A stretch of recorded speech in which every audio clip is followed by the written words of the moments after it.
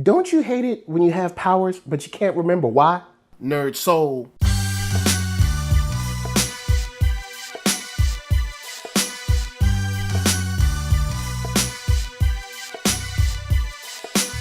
Late ill kid at OneYoungsta, hold it down, breathe that StreetGeek and NERDSoul. What is up, my people, today? Oh yeah, coming with another wonderful episode of Talk Shop. It's been a while, and we got tons of fun coming your way. This is where we read comics, have a good time, review them, talk about whether we like them, whether we don't like them, what we gonna do with them, and all that good stuff. But today, we gonna go out to the stars. Yeah, that's right, where you might be fighting a battle, where you can't remember where you came from, or why you have your powers. And this time we're talking about Alphatron, Fantastic Dimension. And this is a book that I'm bringing to you because I'm on the fence about this one. There's things that I'm digging and things that I'm not digging. So, just to give you a little idea, a gist, Alphatron, Fantastic Dimension involves this hero.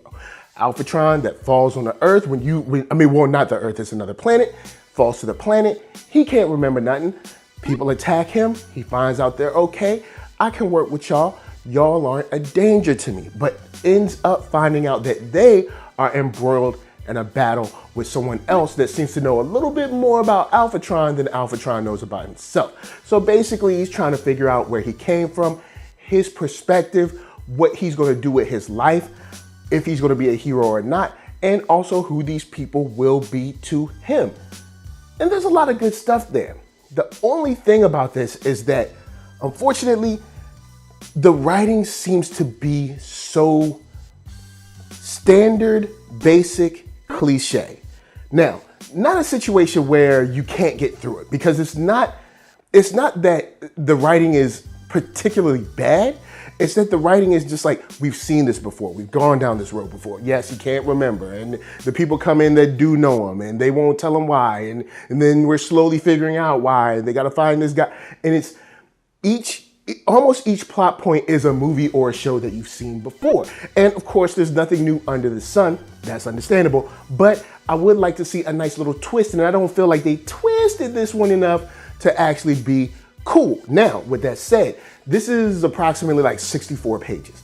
Once you get to like page, say 10, 15, the good thing about it being, I guess, cliched, or the good thing about being basic or something that you're used to, is that it kind of falls away and it lets you get into the characters.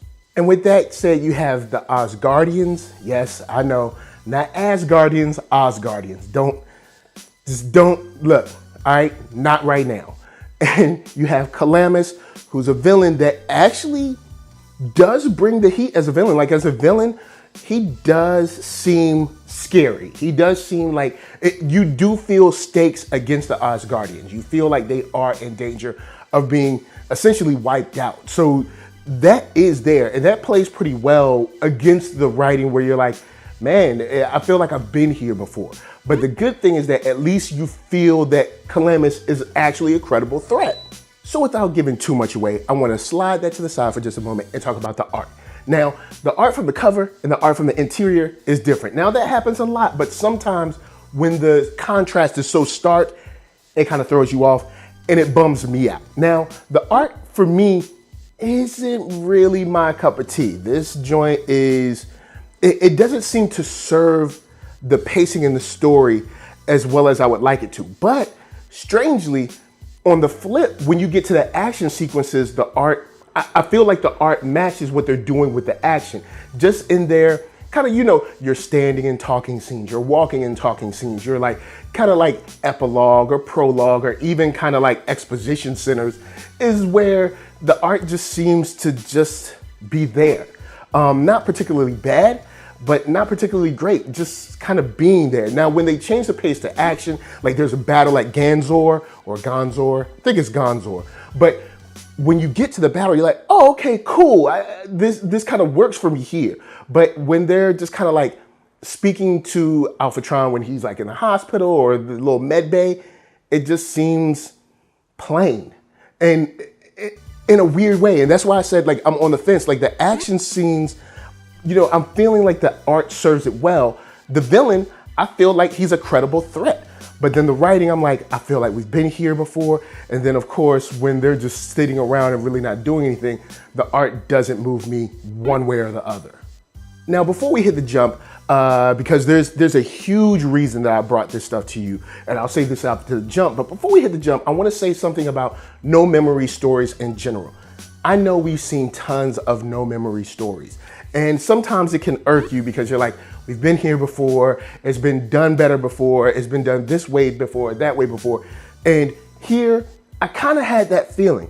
But I will say, as reading this from, say, page 10, then 15, 20, you start to like kind of, it falls away and you start to say, okay, I'm here, what do you got? And I will say the stark feeling against the writing and against the direction that I had in the first couple of pages kind of fell away, and I was able to get into the story. And that's something that I actually did, because even though the no memory story has been done to death, at least we did have something intriguing, like a carrot in front of us, trying to figure out, well, where are we? Because they throw out a couple concepts here, like maybe an alternate timeline, time travel, maybe it's a different universe, something's going on with these memories, something's going on with this man, something's going on with his connection to Calamus. And that's something that I think they do very well in here to keep you engaged, even though the story is something that might just kind of allow you to get pulled in any direction but towards the end.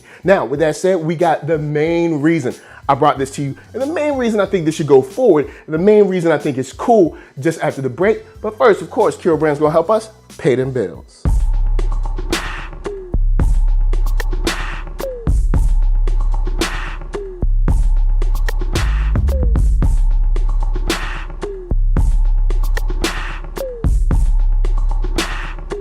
Oh yeah, check the link below, hat, shirts, hoodies, all that jazz. And once you find something you like, of course, cop it. Now, here we go. It's right here. We've talked about the art. We've talked about a couple of the characters, the stakes that I think are there, the writing where I'm like, I'm kind of on the fence with it. I'm not really mad, not really happy. But the reason I'm digging this is towards the end of this book, we open up the world to a multiversal threat. And we find out that what Alphatron is going through is what some other heroes from other universes or other, I guess, universes, multiverse, whatever, other universes are also going through. And I love a multiversal threat. I love a team up for multiversal heroes. And I love the struggle that it brings.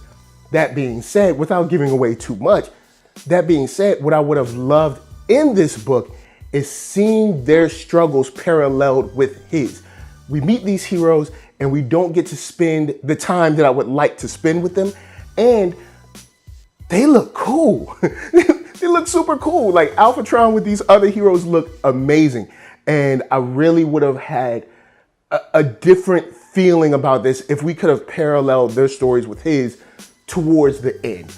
But with that said, I think Alphatron, if you're interested in a prolonged kind of like prelude story that sometimes does bend on the we've been there before, but if you're digging the art you're seeing and you're interested in a villain that is pretty credible, like I feel like this villain will hurt people. That's probably the nicest way I could say it, but he is definitely not against genocide. And I feel like the threat is there. I feel like stakes are there for the Asgardians. That being said, if you're feeling the art, if you're into multiversal threats like I am, and seeing these collections of heroes from different perspectives and different kind of like time periods on those universes and all that crazy mess, I think you have something that could be fun. I'm really willing to see where this goes. I want to see these heroes from different universes connect, get together, and battle it out against the great threat.